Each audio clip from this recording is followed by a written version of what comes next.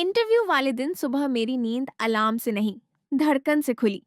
जैसे दिल ने खुद मुझे झकझोर कर कहा हो, उठ, आज फैसला है। मैं तैयार हुई तो हाथ अपने आप दुपट्टा ठीक कर रहे थे। बालों में क्लिप लगाते लगाते उंगलियां फिसल रही थी।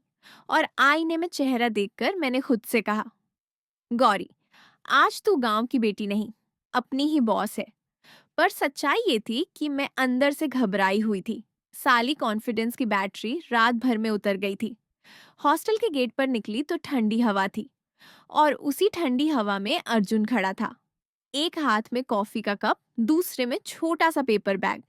जैसे वो कोई हीरो विरोधी नहीं, बस मेरा सपोर्ट सिस्टम बनकर आ गया हो।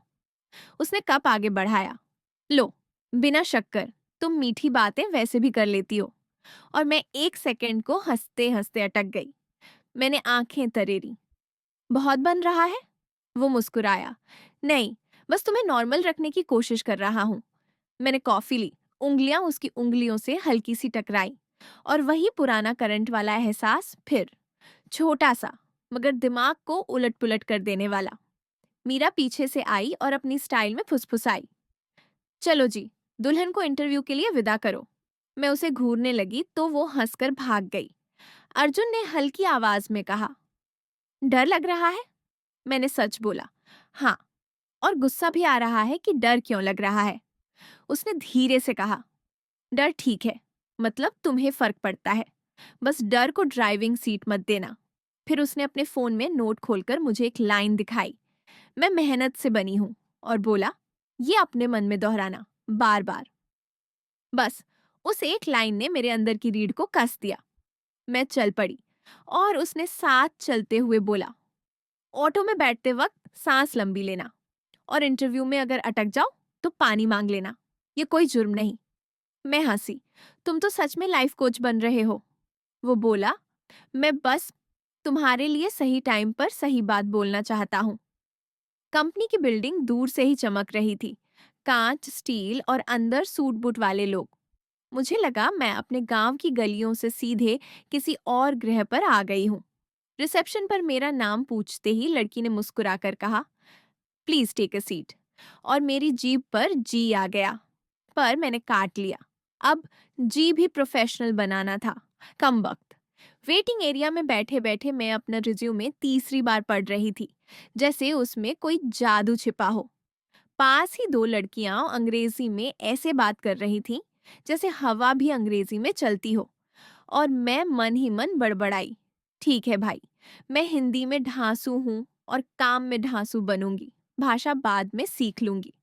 तभी एचआर ने मेरा नाम पुकारा, गौरी कुमारी। और कुमारी सुनते ही मुझे लगा जैसे गांव का टैग भी मेरे साथ कमरे में घुस आया। मैं उठी, पैरों में हल्का सा कंपन, पर चेहरे पर नकली सा ठहराव। अंदर इंटरव्यू पैनल में एक मैनेजर था, राहुल सर। उम्र में थोड़ा बड़ा, बातों में सधा हुआ, आंखों में प्रोफेशनल स्कैनर। उसने कहा, टेल अस अबाउट योरसेल्फ।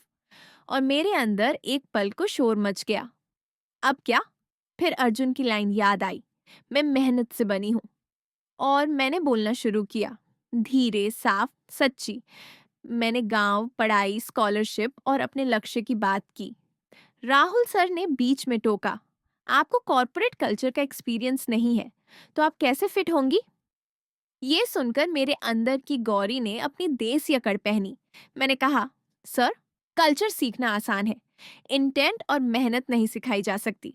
और मैं सीखने आई हूँ, डरने नहीं। मेरे शब्द निकलते ही मुझे खुद पर थोड़ा गर्व हुआ। पैनल में एक महिला, श्रेया मैम ने हल्का सा मुस्कुराया, गुड, कोई सिचुएशन बताइए जहां आपने प्रेशर हैंडल किया। और मेरे दिमाग में तुरंत पापा का कॉल, हॉस्टल की रात और खुद को संभालना सब आ गया। मैंने बोला, प्रेशर में मैं पहले सांस लेती हूँ, फिर प्रायोरिटीज लिखती हूँ, और फिर एक्शन। ये बोलते वक्त मुझे लगा मैं सच में बड़ी हो रही हूँ, जैसे शहर मुझे काट नहीं रहा, तराश रहा है। इंटरव्यू खत्म हुआ। उन्होंने कहा, will get back to you. और बाहर निकलते ही मेरा शरीर ढीला पड़ गया, जैसे सारे टेंशन ने एक साथ छुट्टी ले ली हो। मैंने वॉशरूम में जाकर आईने में खुद को देखा। आंखों में डर कम था, चमक ज्यादा। बाहर निकली तो फोन में अर्जुन का मैसेज चमक रहा था। कैसा गया? मैंने लिखा, जिंदा हूं और शायद अच्छा भी। उसने तुरंत रिप्लाई किया, मैंने कहा था ना, तुम्हें बस खुद पर भरोसा चाहिए। मैं ऑटो में बैठकर वापस आ रही थी।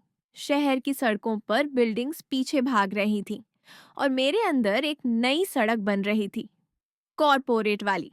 पर उसी सड़क के किनारे अर्जुन का एहसास भी चल रहा था, बिना हॉर्न के, चुपचाप। शाम को कोचिंग पहुंची तो अर्जुन बाहर इंतजार कर रहा था, जैसे वो मेरा रिजल्ट पहले से जानता हो। मैंने कहा, तुम्हें काम नहीं होता क्या? वो हंसा, काम? आज मेरा काम था तुम्हें ठीक से वापस देखना। और उस लाइन पर मेरे गाल फिर गर्म हो गए। मैं झल्लाकर बोली, ओए, इतना मत बोल, वरना सच में दिल फिसल जाएगा। उसने मेरी तरफ एक कदम बढ़ाया, बहुत धीरे, और बोला, तो फिसलने दो, पर गिरने नहीं दूंगा। मेरे सांस की रफ्तार बढ़ गई। हम दोनों हॉस्टल के गेट के पास थे। आसपास लोग भी थे। फिर भी उस पल मुझे लगा दुनिया का शोर कम हो गया है। मैं नजरें नीचे करके बोली, अर्जुन, पापा रिश्ता देख रहे हैं। उसने एक सेकंड को चुप होकर कहा, और तुम? मैंने कहा, मैं अभी खुद को चुनना चाहती हूँ। वो बोला, फिर जो। भी होगा तुम अपनी शर्तों पर करोगी, मैं तुम्हारी शर्तों का सम्मान करूंगा।